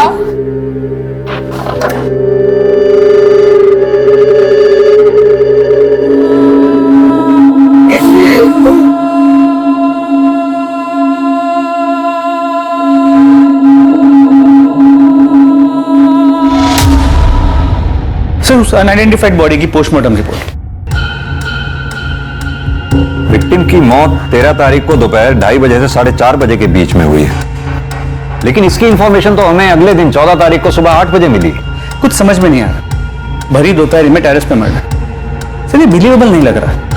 मैंने सीसीटीवी फुटेज भी चेक किया लेकिन कुछ सस्पिशियस नहीं मिला। विक्टिम की मौत सिर पर कोई भारी चीज लगने की वजह से हुई है। संदीप, इतना तो तय ये एक्सीडेंट का मामला नहीं है। सर मैंने टेरेस, कैंपस, आसपास की बिल्डिंग्स में भी चेक किया लेकिन कुछ ऐसा नहीं मिला जिससे हम मर्डर वेपन कह सकें। विक्टिम प्रेग्नेंट थी तकरीबन 5 महीने। सर बॉडी देखकर तो ऐसे नहीं लग रहा था। सर विक्टिम की बॉडी पे जो हेयर स्ट्रेंड मिला था उसका डीएनए विक्टिम से मैच नहीं करता है सर, ये देखिए। यादव जी एक काम कीजिए, सोसाइटी में उस दिन 2 बजे से लेकर 5 बजे के बीच में जिन जिन लोगों की भी मूवमेंट हुई है सीसीटीवी कैमरा में उन सबको आइडेंटिफाई करो, पता लगाओ क्या उनमें से कोई भी विक्टिम के साथ कनेक्टेड था। Okay sir. सर उस बिल्डिंग में जितने भी लोग। एक्सक्यूज मी सर, वेलकम जी आइए।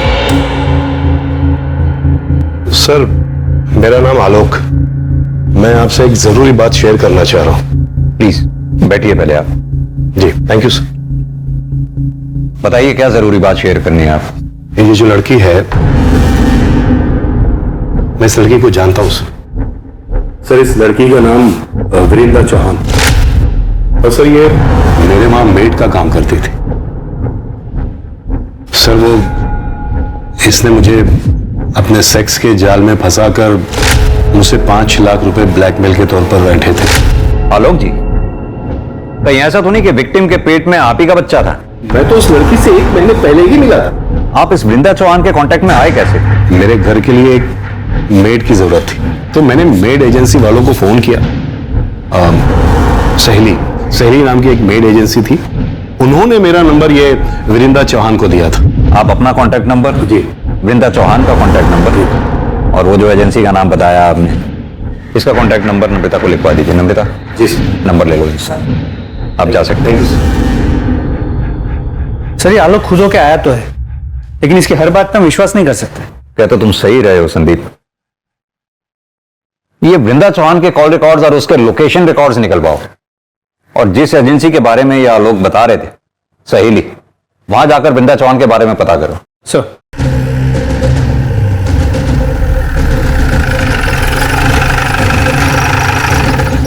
वृंदा हमारी एजेंसी के साथ 7 महीने से जुड़ी हुई। 2 महीने किसी के यहाँ काम करने के बाद एक दिन रोते रोते मेरे पास। ठीक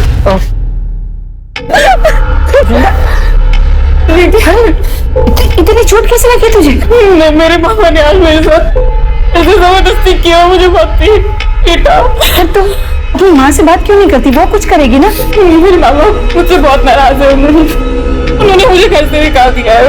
मैं उनके पास नहीं जा सकती दीदी, नहीं जा सकती दीदी, वो एक अलग कहानी है। हम दोनों पुलिस के पास चलते हैं, पुलिस से बता दे। नहीं दीदी, पुलिस की बात करते नहीं, मामा मुझे घर से निकाल देगा, मेरे पास रहने का कोई ठिकाना नहीं है। रोना बंद कर और ये बता कि तू मुझसे क्या चाहती? मामा ने बोला था कि उसको पैसे लाके दूंगी ना तो वो मुझे छुएगा नहीं। दीदी कोई ऐसा जुगाड़ बता दो जिससे कम समय में ज्यादा पैसे कमा सको, क्योंकि अगर ऐसा ही चलता रहा तो या तो मेरा मामा मुझे मार देगा या मैं अपनी जान ले लूंगी। फिर मैंने उसे ऐसे लोगों के यहाँ काम करने का आइडिया दिया। वो क्या है ना साहब कि 2 पैसे एक्स्ट्रा भी मिल जाते हैं। मुझे उन सारे लोगों के नंबर चाहिए जिनके घर पे वृंदा ने काम किया था। हो सकता है उन्हीं में से कोई वृंदा के होने वाले बच्चे का बाप हो और उन्हीं में से किसी ने उसे मारा हो। क्या वृंदा प्रेग्नेंट थी? जी, पोस्टमार्टम रिपोर्ट के हिसाब से वृंदा के पेट में 5 महीने का बच्चा था। सर तो ये जरूर उसके मामा का काम है।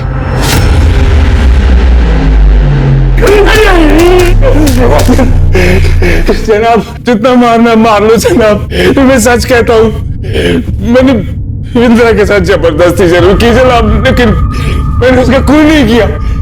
जबरदस्ती की?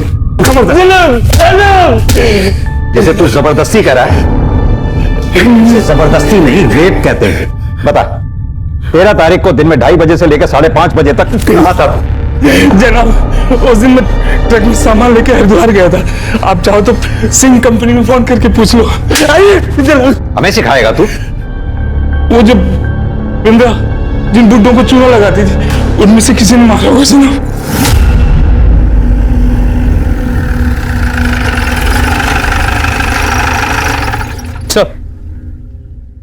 जिन जिन सीनियर सिटीजन्स के यहाँ पे वृंदा ने काम किया था उन सब ने बयान देने से मना कर दिया। लेकिन संदीप, वृंदा प्रेग्नेंट थी और जाहिर सी बात है उसके बच्चे का बाप इन्हीं में से कोई एक होगा। सर इस बारे में भी हमने उनसे पूछा, लेकिन सबका यही कहना है कि वो लोग प्रोटेक्शन यूज करते थे। सबसे पहले तो ये वृंदा के मामा अतुल चौहान का डीएनए वृंदा के फीटस से मैच कराओ। अगर उसका डीएनए मैच नहीं होता फिर बाकी बचे लोगों का डीएनए टेस्ट करवाओ। सर एक बात और, एजेंसी से मिले नंबर्स में एक नंबर धीरज अरोरा का भी था। इस वृंदा ने कभी धीरज अरोरा के घर पे काम तो नहीं किया, लेकिन फिर उसका अगला टारगेट धीरज ही था।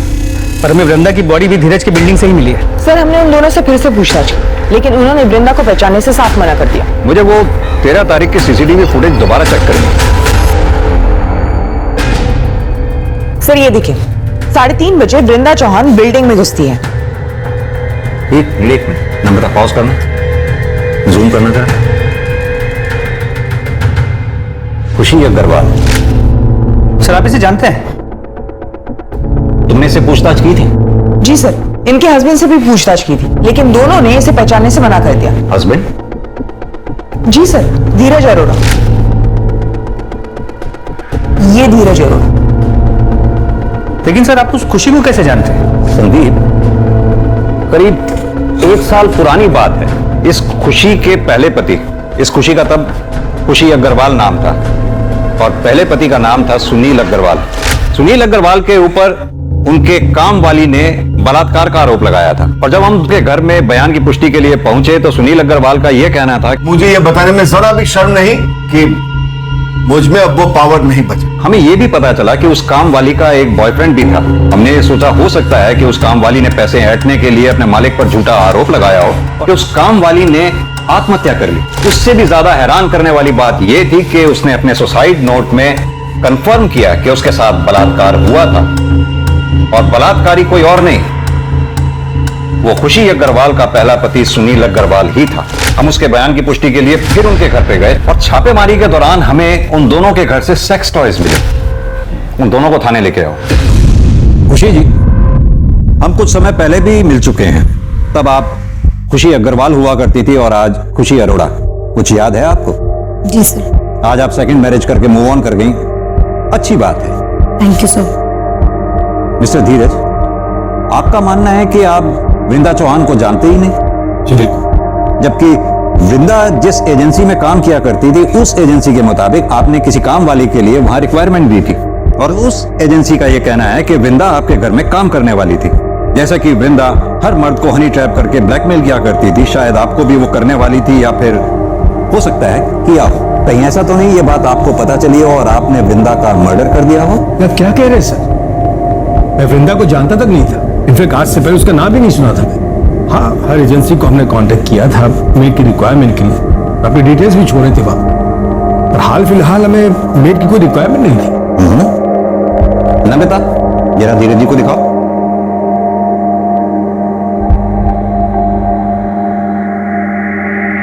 मिस्टर धीरज, कल आप अपने ऑफिस से 4 बजे घर लौट कर आए और फिर आधे घंटे बाद अपने घर से चले गए, जबकि हमने पता किया है कि आप अपने ऑफिस से रोजाना 7 बजे के बाद निकलते हैं। सर वो मैं अपने कुछ फाइल्स भूल गया था, इंपॉर्टेंट थे, इसलिए पर्सनली लेने आ गया था घर। और खुशी जी, आप कल अपने घर से 3:45 पे निकली और ठीक 10 मिनट बाद 3:55 पर घर लौट कर आ गई। सर ऐसी कोई बात नहीं, मैं बस पैसे विड्रॉ करने गई थी वहां से। और आप स्टेटमेंट चेक कर लीजिए बैंक का, सीसीटीवी फुटेज होगा, आप वो चेक कर लीजिए। खुशी जी, ये एक अजीब सा इत्तेफाक नहीं है? 1 साल पहले भी जब हम मिले थे तब भी जुर्म आपके इर्द गिर्द ही हुआ करते थे और आज भी ठीक वही सिचुएशन है। सर इसे मेरी बुरी किस्मत समझ लीजिए या फिर कोइंसिडेंस। ठीक है, फिलहाल आप दोनों जा सकते हैं। Thank you.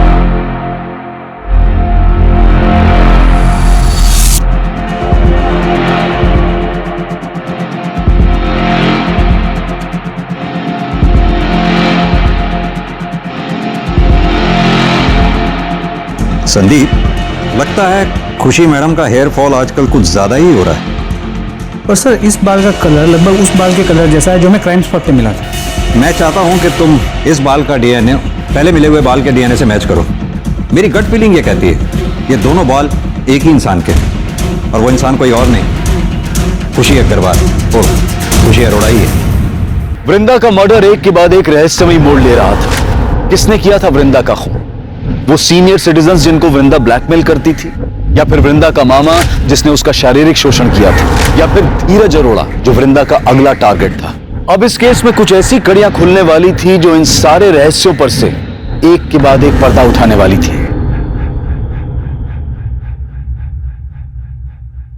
सर, वृंदा के मामा अतुल चौहान का डीएनए वृंदा के पेट की फीटस के डीएनए के साथ मैच करता है। रिपोर्ट।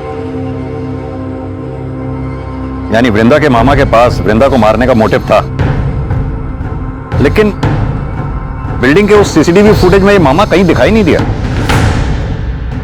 वृंदा की बॉडी के पास जो हेयर स्टैंड मिला था उसके डीएनए रिपोर्ट का क्या हुआ? वो नम्रता लेके आ रही है। सर, वृंदा की बॉडी के पास जो हेयर स्टैंड मिला उसका डीएनए खुशी के डीएनए से 100% मैच करता है। ये देखिए। ये खुशी शक्ल से जितनी भोली दिखती है उतनी भोली है नहीं। एक काम करो, ये खुशी के घर का सर्च वारंट निकालो। सर, मैं वही चेक कर रहा हूं, थोड़ी देर में फोन करता हूं ना आपको। ओके। खुशी, मैं देखती हूँ। पूरे घर की अच्छे से तलाशी लो। सर क्या हो रहा है सर? आप हमें अपना काम करने दीजिए।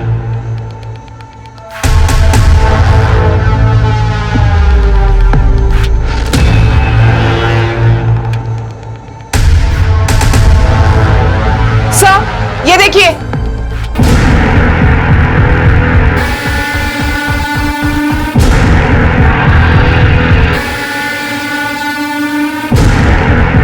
ये इस पिक में लड़की कौन है? यही रहती है? सर हमने इसे अडॉप्ट किया है, पहले यही रहती थी, अब मेरे बेटे के साथ दुबई में रह रही है। नाम क्या है इस लड़की का? करिश्मा।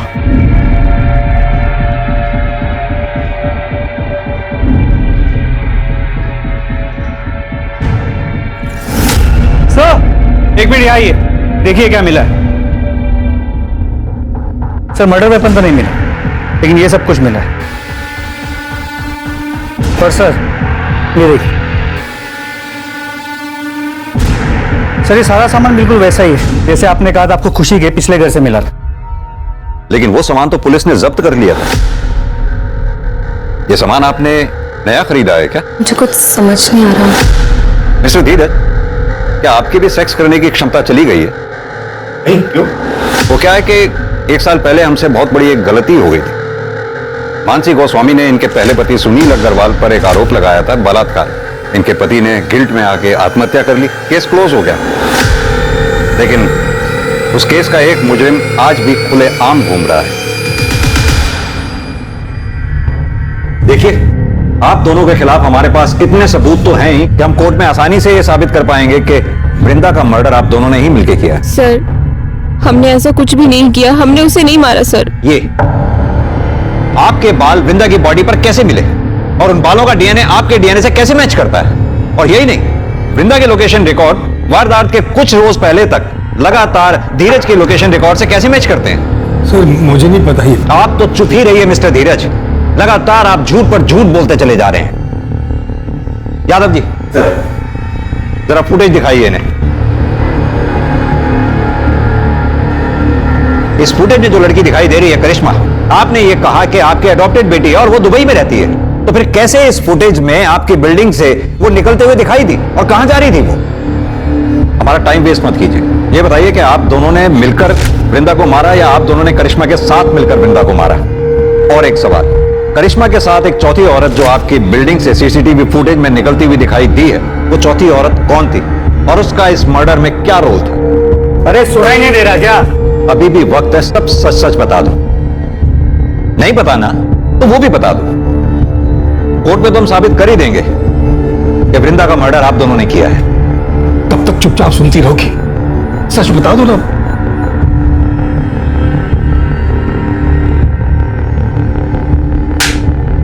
तुम्हारे पास फालतू का टाइम होगा, हमारे पास नहीं।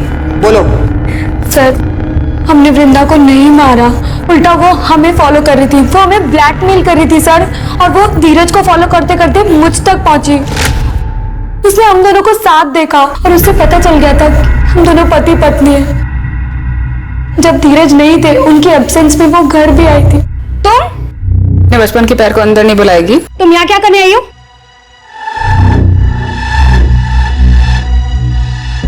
तुझसे इतना प्यार किया था, 9 साल पहले मुझे गांव में अकेला छोड़ा ही था। सारे गांव वालों ने मेरा सर मुंडवा दिया, माँ बाप ने घर से निकाल दिया, अम्मा ने मेरा रेप किया। ये अच्छा है, मेरी जिंदगी खराब करके अय्याशियां कर रही है। तो क्या चाहती है? 1 लाख रुपए। किस बात के 1 लाख रुपए? तेरे पति को बताऊं तेरे बारे में? खोलू तो ही बोल, बता ही तो होगी तेरी। कहाँ से लाऊं मैं 1 लाख रुपए? घर पे रखे होते 1 लाख रुपए? बाजू में एटीएम है और तेरे पास 2-3 अकाउंट तो होंगे ना। तो एक काम कर, सारे अकाउंट से थोड़े थोड़े पैसे निकाल के 1 लाख रुपए दे दो। मारती हूँ तुम्हारे मुंह पर ला करके 1 लाख रुपए।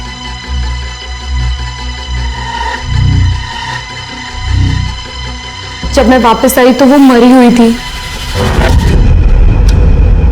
वृंदा, वृंदा। फिर मैंने तुरंत धीरज को कॉल किया। क्या बात है, क्यों बुलाया मुझे? जब मैं घर पहुंचा तो मैंने देखा कि वृंदा मरी पड़ी थी और खुशी ने मुझे सारी कहानी बताई। तो हम दोनों ने मिलकर उसकी लाश को कमरे में छुपा दिया। कहानी अच्छी सुनाई आपने मिस्टर धीरज। चलिए एक बार को मान भी लिया जाए कि आप लोगों ने वृंदा को नहीं मारा। मेरा सवाल अब भी वहीं का वहीं है, वो चौथी औरत जो करिश्मा के साथ सीसीटीवी फुटेज में आपकी बिल्डिंग से बाहर निकलती देखी गई, वो औरत कौन थी और उस औरत का इस मर्डर में क्या रोल था? ये छुपाने में नुकसान है हमारा, सच बता दो। सर, मैं बताता हूं, करिश्मा और उसकी मां वैशाली ने ही वृंदा को मारा है। बर्तन चौका करने वाले गरीब लोग के साथ हम क्या किसी को मारेंगे? यही मरदवा होंगी, यही दोनों हत्यारे। तो ये लोग का बस चलता ना तो हमारी करिश्मा को भी मार देते ये लोग। देखिए, आप जो भी कहना चाहती हैं साफ साफ कहें। सर, इन्होंने हमें कोई अडॉप्ट नहीं किया था, हम इनकी नौकरानी का काम करते थे। उन्होंने माँ से झूठ बोला कि अपने बेटे के पास दुबई भेज रहे हैं, लेकिन हमें अपने घर में कैद रखा। अगर ऐसा था तो आप लोग तुरंत हमारे पास क्यों नहीं आए? इन दोनों को जेल में डाल देते। इसके पास आती तो बात फैलने का डर था। यानी कि खुशी जी, आपने करिश्मा का तो शारीरिक शोषण किया ही, साथ में मानसी का भी शारीरिक शोषण किया। इतना ही नहीं, इस कुकर्म में आपके दोनों पति बराबर के भागीदार थे। पहला पति सुनील अग्रवाल, वो आपको ये कुकृत्य करते हुए देखता था, और आपका दूसरा पति, ये बताइए कि वृंदा को क्यों मारा आप लोगों ने? हमने उसे नहीं मारा सर, यही दोनों ने मारा है। हम कैसे करेंगे उन लोग का मर्डर? हम जब वहां पहुंचे, करिश्मा, करिश्मा, करिश्मा, जब हमको चुपके से फोन करके इन लोगों को सारा सच्चाई बताई, हम करिश्मा को लेने के लिए इन लोग के फ्लैट पे पहुंचे। करिश्मा और पहले से मर चुकी थी। झूठ बोल रही है ये दोनों। मैं मानती हूँ सर कि मैंने बचपन में उसे सताया होगा, लेकिन अब ऐसा नहीं था। मैं प्रायश्चित करना चाहती थी और इसीलिए ना मैं उसे पैसे देने चाहती थी सर, लेकिन इन दोनों माँ बेटियों ने मिलकर उसे पहले से ही मार दिया था। मेरे साहब प्रायश्चित करके ना इटालियन नौटंकी कर रहे, नौटंकी। सर ये झूठ। ये केस उलझता ही जा रहा था। इस रेप और मोलेस्टेशन केस में ये तीसरी मौत थी। पहले मानसी और सुनील का सुसाइड और अब वृंदा का मर्डर। क्या कातिल इन्हीं लोगों में से था या फिर कोई ऐसा जो अब तक पुलिस की नजर से बचा हुआ था?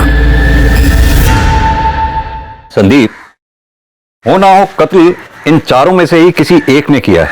हो सकता है खुशी ने वृंदा को मारा हो और फिर धीरज को फोन करके बुलाया हो वृंदा की लाश को ठिकाने लगाने के लिए। या फिर यह भी हो सकता है वृंदा के डर से खुशी ने धीरज को फोन करके बुलाया हो और उन दोनों ने मिलकर वृंदा को मार दिया हो। या फिर यह भी हो सकता है कि वैशाली घर में घुसी हो, करिश्मा के साथ भागने लगी हो और इसी दौरान वृंदा बीच में आ गई हो और वृंदा वैशाली के हाथों मारी गई हो। कुछ समझ नहीं आ रहा है संदीप। सर, वृंदा मर्डर केस में एक इंटरेस्टिंग चीज सामने आई है। सर, मैंने वारदात के एक दिन आगे पीछे की बिल्डिंग की सीसीटीवी फुटेज निकाली, तो उसमें ये धीरज काला पॉलिथीन लेके जाते हुए दिखाई दे रहा है। देखने से तो उसका टिफिन लग रहा है। सर, मुझे भी ऐसे ही लगा था, इसलिए मैंने उसी वक्त की बिल्डिंग के आगे के रोड की सीसीटीवी फुटेज निकलवाई, तो ये धीरज ये काला पॉलिथीन उस डस्टबिन के पास फेंक रहा था। नम्रता, एक काम करो, अपनी टीम में से किसी को भी इस स्पॉट पे इमीडिएटली भेजो। हो सकता है पॉलिथीन अभी भी वहीं हो। जी सर।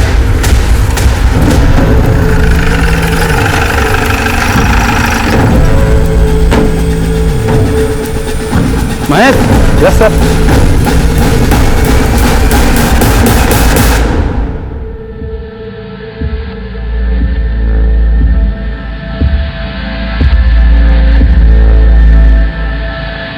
सर, ये बैग मैंने फेंका जरूर था। वृंदा को मैंने नहीं मारा सर, ना ही खुशी ने मारा। फिलहाल तो आप चारों में से जिसने भी वृंदा को मारा है बहुत जल्द पता चल जाएगा, क्योंकि हमारा फिंगरप्रिंट एक्सपर्ट उस गुलदस्ते की जांच पड़ताल में लगे हुए हैं। अभी भी टाइम है, आप में से जिस किसी ने भी वृंदा को मारा है शराफत से कबूल कर ले।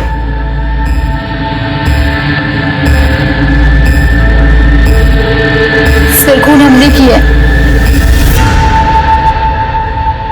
उस दिन फोन रखने के बाद अम्मा का इंतजार कर रहे थे। घर में सर और मैडम दोनों ही नहीं थे। जैसे माँ गेट पे आई, हम उनके पास दौड़ के पहुंचे तो मैडम हमारे बीच में आ गई, हमें रोकने लगी। हमने गुलदस्ता उठा के उनके सिर पे दे मारा। कैसे मारा, करके बताओ। सर, वो हमारे सामने आ गई थी हमें रोकने के लिए, तो हमने गुलदस्ता उनको ऐसे मार दिया सिर पे, वो वहीं मर गए और हम भाग गए। लेकिन चोट तो वृंदा के सर के पीछे लगी थी। क्यों वैशाली जी? अरे अब तो मान जाओ, या अपनी बेटी को जेल भेजकर मानोगी?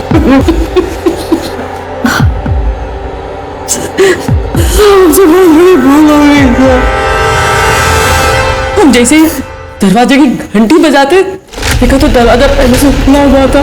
शोरूम पे एक औरत बैठी थी, हमको लगा खुशी मैडम है। हमारी नजर फूलदान पे पड़ी और इसीलिए हम करिश्मा को बलात्कार का केस लिखवाने के लिए पुलिस थाने नहीं आए। बिना देखे सुने, बिना सोचे समझे कुछ भी करने से पल भर में जीवन बिगड़ जाता है। जरा सा भी समझदारी से काम लिया होता तो अपराधी बनने से बच जाती। आज की तारीख में हमारे देश में समलैंगिक रिश्ते में होना कोई जुर्म नहीं है। अब तो कानून भी पास हो चुका है जो LGBT कम्युनिटी को मान्यता देता है। लेकिन अगर कोई भी रिश्ता हवस की आड़ में जोर जबरदस्ती से बनाया जाए तो वो जुर्म है। खुशी की दरिंदगी का शिकार ना सिर्फ मानसी, वृंदा और करिश्मा हुई, बल्कि खुशी की हिरासत के बाद और भी कई लड़कियां सामने आई। और इस सीरियल रेप और मोलेस्टेशन के लिए खुशी के साथ साथ उसके पार्टनर्स को भी सजा दी गई। ये केस दर्शाता है कि समाज के दरिंदों की कोई शक्ल नहीं होती, कोई जेंडर नहीं होता। लेकिन ऐसे कई केस रोके जा सकते हैं अगर सही समय पर पुलिस को इसकी सूचना दे दी जाए। हमें बस चौकन्ना और सतर्क रहने की जरूरत है। अब मैं अनूप सोनी आपसे विदा लेता हूं। फिर मुलाकात होगी क्राइम पेट्रोल सतर्क के ब्लैक हेडलाइंस अध्याय में एक और नए केस के साथ। और याद रखें, क्राइम और आपके बीच में सिर्फ इतना फर्क है कि आप कितने सतर्क हैं। सतर्क रहें, सुरक्षित रहें। जय हिंद। इस तरह के और भी एपिसोड देखने के लिए हमारे चैनल को सब्सक्राइब करें और बेल आइकन दबाना ना भूलें।